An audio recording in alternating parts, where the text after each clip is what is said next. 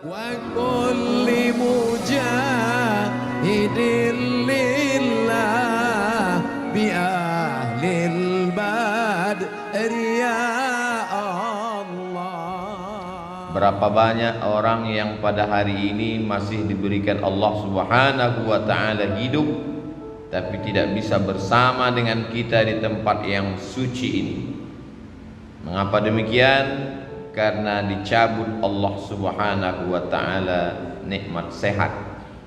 Berapa banyak pula yang sehat walafiat tapi masih berkeliaran di tengah jalan, di tempat perbelanjaan, di tempat mencari dunia, karena dicabut Allah Subhanahu wa ta'ala nikmat istiqamah iman dan Islam.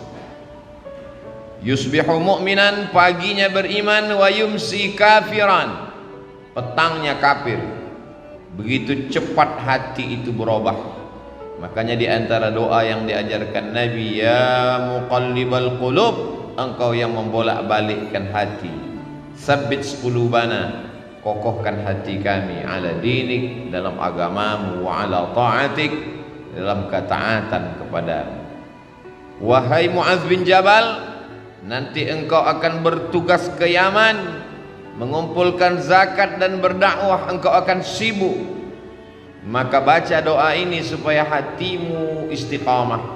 Allahumma a'inni, tolong aku ya Allah, ala dzikrika, supaya hatiku selalu berzikir mengingatmu, wa syukrika, selalu bersyukur kepadamu, wa husni ibadatik, selalu beribadah dengan ibadah yang terbaik.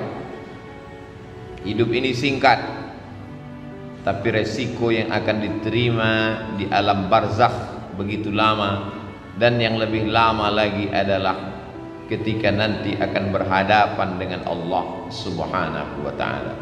Faman kana yarju liqa'a rabbih, siapa yang yakin bahwa dia akan berjumpa dengan Allah Subhanahu wa ta'ala, falyamal 'amalan salihah, maka di antara bekal hanya amal saleh. Tapi amal soleh itu pun akan hilang seperti debu dihembus angin. Wala yusyrik bi'ibadati rabbih ahada, jangan pernah mempersekutukan Allah Subhanahu wa ta'ala. Lain asyrakta, kalau kau persekutukan Allah, la yahbatanna amaluka, maka semua amalmu gugur. Seperti pohon kayu yang daunnya rindang, dihembus angin puting beliung, lalu kemudian gugur daun-daunnya, yang tinggal hanya batang kayu dan ranting-ranting hampa. Begitulah ketika amal yang banyak tapi kemudian tidak bertauhid kepada Allah. Maka di antara doa yang diajarkan Nabi sallallahu alaihi wasallam, mengucapkan la ilaha illallah Muhammadur Rasulullah sallallahu alaihi wasallam pada saat malaikat maut mencabut nyawa. Kalimatu haqqin 'alaiha nahya, dengan itu kita hidup, wa 'alaiha namutu, dengan itu kita mati, wa biha nub'atsu, dengan itu kita akan dibangkitkan di padang mahsyar menghadap Allah Subhanahu wa ta'ala. Kalau sampai hari ini ada orang hidup nikmat, tapi hidup itu bisa menjadi laknat. Kalau sampai detik ini masih sehat, nikmat, tapi sehat akan diminta tanggung jawab, dia bisa menjadi laknat. Yang menjadi rahmat adalah ketika mulut masih mengucapkan alhamdulillah wa syukrulillah wala haula wala quwwata illa billah. Faqsusil qasasa, ceritakan kisah nabi-nabi itu, la'allakum yatafakkarun, supaya manusia berpikir bagaimana kematian anak amat sangat menyakitkan bagi Nabi Ayyub alaihi salam. Tanamannya kering kerontang, ternak-ternaknya mati, anak meninggal dunia. Tidak cukup dengan itu, datang penyakit kulit yang tidak berkesudahan. Apakah Nabi Ayyub mengeluh? Tidak. Istrinya Rahmah yang tidak tahan dengan penderitaan itu. Berdoalah Ayyub supaya Allah menyembuhkan. Nabi Ayyub tidak ada menyebutkan sakit dalam doanya. Dia tidak ada minta sembuh, dia hanya berkata Rabbi anni massaniyad dur ya Allah aku kena musibah. Wa anta arhamur rahimin, engkau maha kasih di antara yang pengasih, engkau maha sayang di antara yang penyayang. Dia tidak ada menyebut sembuhkan aku sudah sakit, aku seorang nabi, anakku meninggal, ternakku mati, tanamanku kering. Dia tidak ada menyebut. Dia malu berkeluh kesah kepada Allah Subhanahu wa ta'ala. Orang yang sudah jatuh cinta kepada Allah, maka semua yang dilakukan Allah itu indah. Walaupun ternaknya mati, Allah tetap indah. Walaupun kebunnya kering, Allah tetap indah. Walaupun anaknya meninggal, Allah tetap indah. Walaupun anak-anaknya meninggal dunia, Allah tetap indah. Tapi tak semua orang yang berada di sekeliling kita melihat Allah indah ketika yang diberikan Allah tak sesuai dengan keinginannya. Ketika dia ingin punya anak, ternyata anak tidak kunjung tiba, dia katakan Allah tidak indah. Ketika dia ingin ternaknya beranak pinak subur, ketika yang datang adalah penyakit kematian, dia katakan Allah tidak indah. Padahal Allah itu innallaha jamilun, Allah maha indah, yuhibbul jamal, Allah suka kepada keindahan. Tapi seringkali kita mengatakan indah menurut hawa nafsu kita. Kalau tidak sesuai dengan yang kita inginkan, kita katakan tidak indah.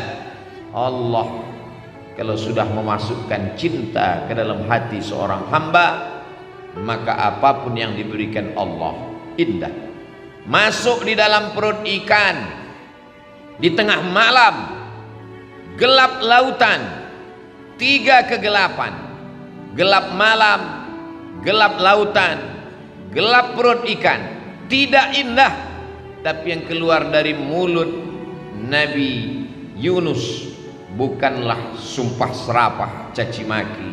Yang keluar dari mulutnya kata-kata yang indah. La ilaha illa anta subhanaka inni kuntu minadh dhalimin.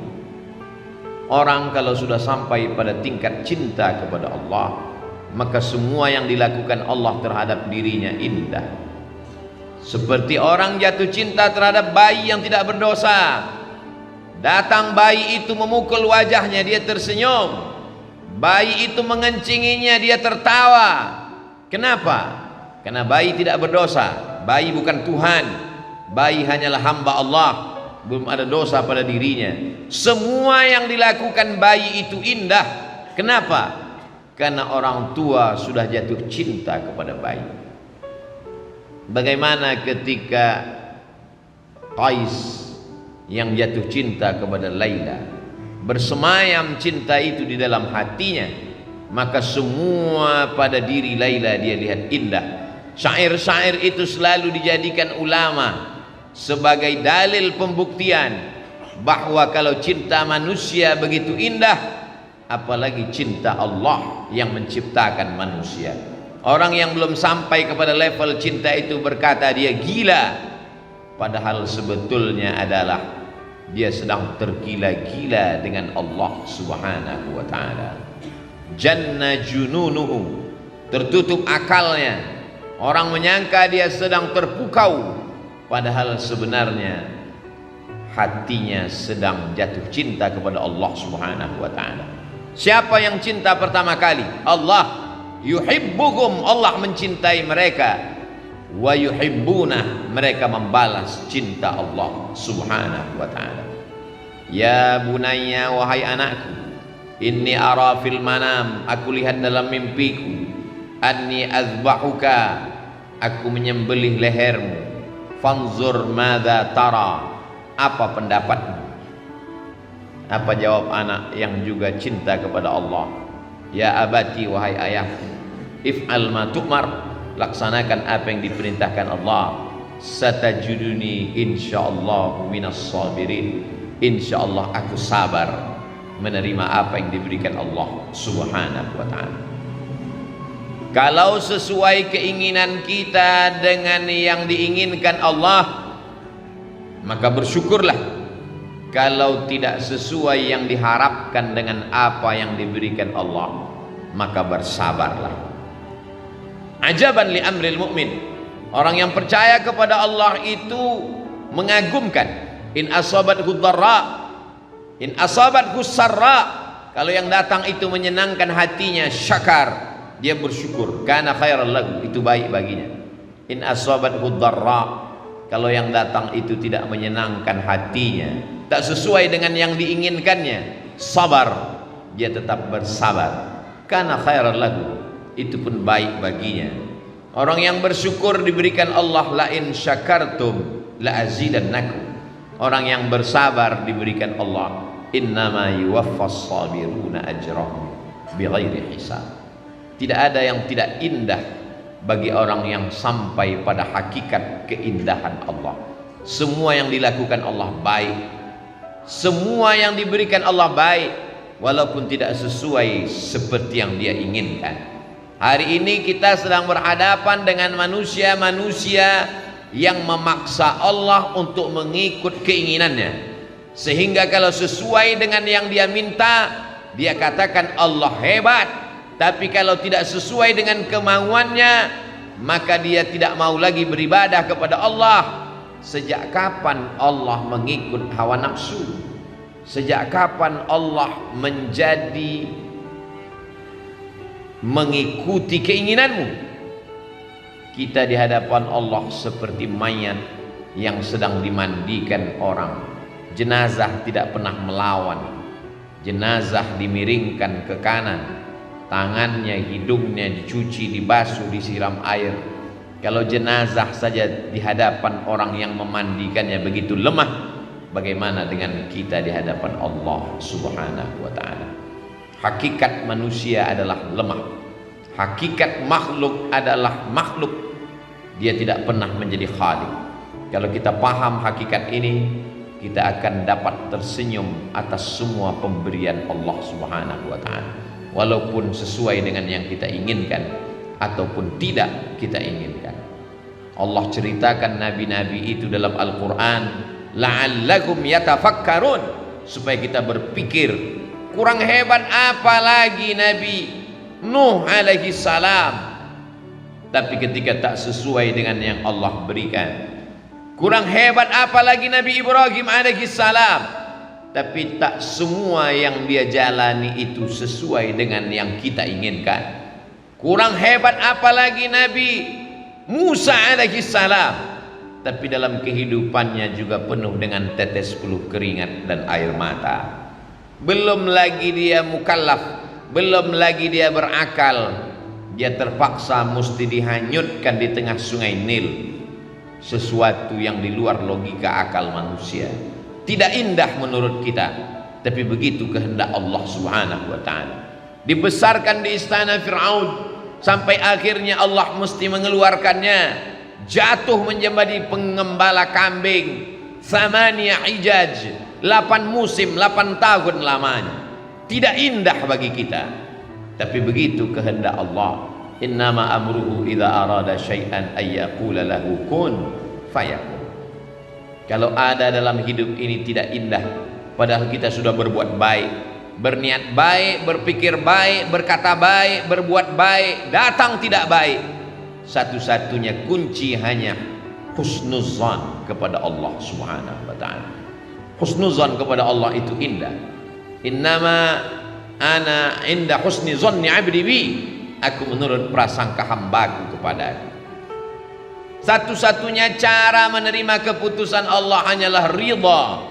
Makanya sebelum matahari terbit kita katakan, raditu billahi rabba, aku ridha engkau sebagai Rabbku, aku ridha engkau sebagai penciptaku, aku ridha engkau sebagai pengatur hidupku, kuserahkan semuanya kepadaku. Setelah aku berusaha, setelah aku berdoa, setelah aku bertawakal, puncaknya adalah ridha. Hanya orang-orang yang ridha kepada Allah yang diundang menemui Allah. Ya ayyatuhan nafsul mutmainnah, wahai jiwa yang tenang. Mengapa jiwa itu tenang? Karena dia sudah ridha sampai kepada level maqam tertinggi, maqam ridha. Irji'i ila rabbiki, kembalilah engkau menghadap Allah, radiyatan mardiyah, engkau ridha dan Allah pun ridha kepada.